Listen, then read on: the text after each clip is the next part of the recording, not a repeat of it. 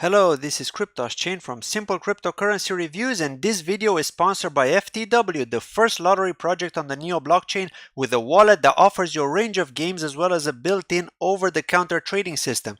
Visit ftwcoin.io for more info. Hello and welcome. This is Cryptos Chain from Simple Cryptocurrency Reviews, and today I'm going to present to you a new episode of Simple Cryptocurrency Reviews, and I'm going to talk about a project on the NEO blockchain called Alchemint. Now, I'm not on CoinMarketCap as I normally do when I go through these reviews because this specific token is not yet tradable on any exchanges.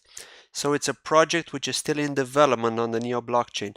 Now, as we can see on the website alchemint.io, we're going to go through a few details about the project like I normally do. So, Alchemint is a hybrid model stablecoins issuing platform.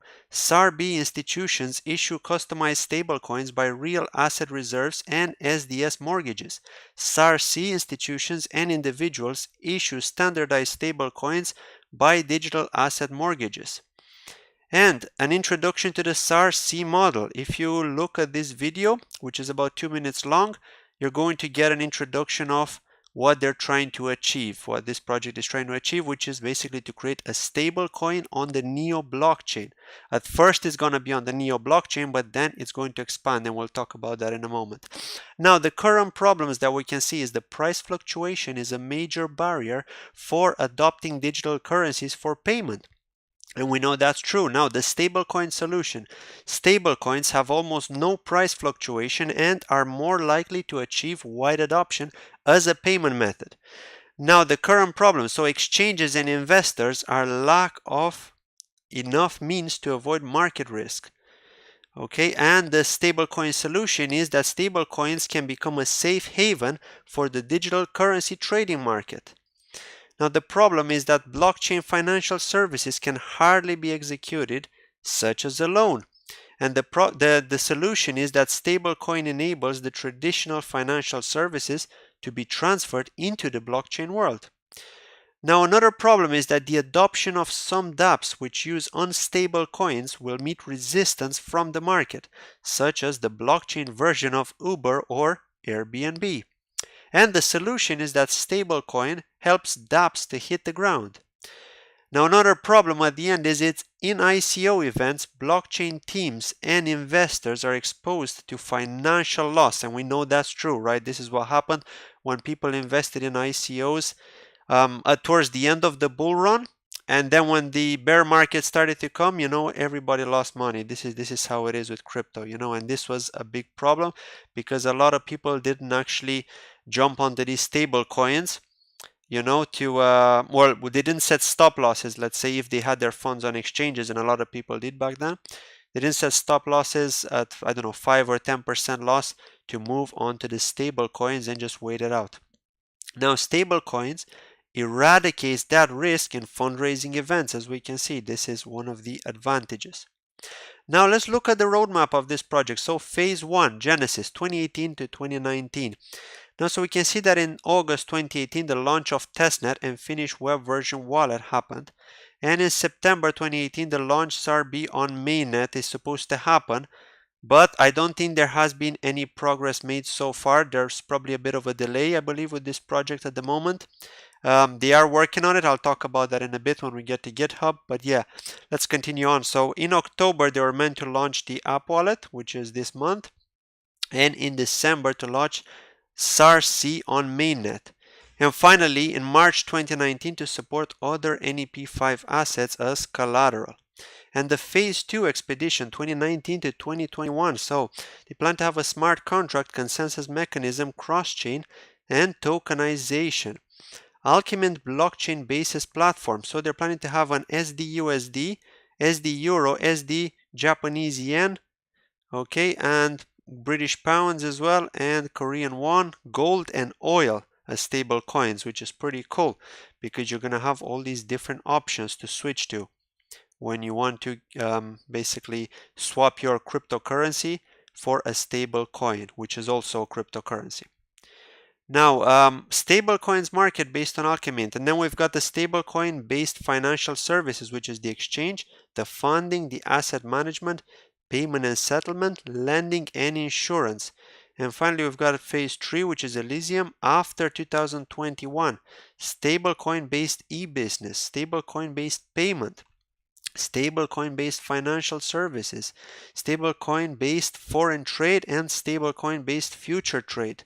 Now we've got the fiat-based e-business, fiat-based payment, fiat-based financial services, foreign trade, and future trade on fiat-based. So yeah, we can see that what's pretty much going to happen is these guys are really trying to switch everyone that's using fiat onto the blockchain to start using stable coins as a means of payment. And of course, when they're going to be using stable coins, it's going to be much easier to invest into non-stable coins, which is your regular cryptocurrency that you can exchange and is volatile. Now, so in some of the investors, we've got Fenbushi Capital, NGC, Signal Adventures, BK Fund, True Blocks, etc. Some of these guys I haven't actually heard of, but yeah, these are all the investors that are part of Alchemint. Now, let's look at the white paper. So, like I normally do, I don't normally go through each page on the white paper because some of them can be quite long, so I try to keep things as short as possible and find the areas of interest. So one of the areas of interest I found is the source of the funds. Okay, so the Alchemint's foundation funding sources and main income are divided into two areas. The non-recurring operating income, including the startup assets acquired by the initial ICO and income from digital asset investments, and two, the recurring operating income, including R&D product sales, patent transfer or authorized use, academic exchanges, and contributions. The following is a detailed description of the main sources of income. So we can see the initial startup assets. So a total of 1 billion tokens are planned for the Alchemint token. And the distribution plan is as follows. Alchemint alcohol distribution plan, they've got 20% for public sale, 15% private investor, 10% corner store investor, 10% founding team, 30% development team, 10% community development fund, and 5% commercial promotion. Now, just to remind you, don't confuse Alchemint, right? The token Alchemint, which is going to have a 1 billion token supply, with the SDUSD stablecoin that they're trying to create. Okay, they are separate entities because obviously, if you have 1 billion tokens, then it's not really a stable coin, right? Because people will buy lots of it, for example, and then they'll reduce the supply, and obviously the price is going to increase. So yeah, the Alchemint token has a different purpose. Now we can see here in the ongoing process, the Alchemint Foundation will allocate approximately 5 to 10% of capital or digital assets to invest in the blockchain industry, such as incubating startups, angel investments, and emerging research technologies. The input and so on. The proceeds from the investment will also be used for community development. So yeah, that's pretty cool stuff. So yeah, I'm really looking forward to it, guys. You know, I mean, I've been talking to a few exchanges about this as well on the NEO blockchain, and yeah, I mean, they're all looking forward to getting a stable coin because, for example, I like to trade on a decentralized exchange.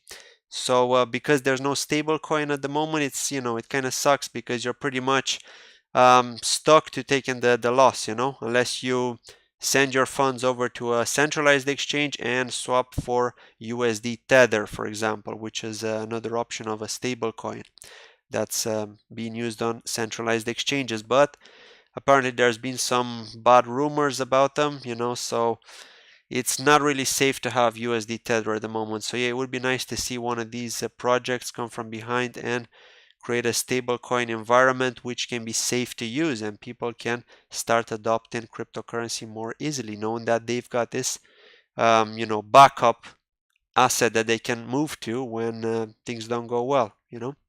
Okay, let's move on to the GitHub now.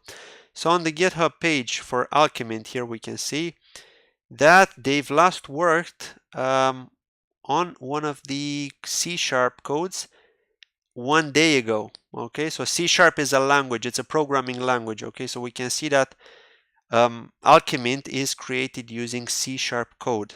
Okay, using this programming language.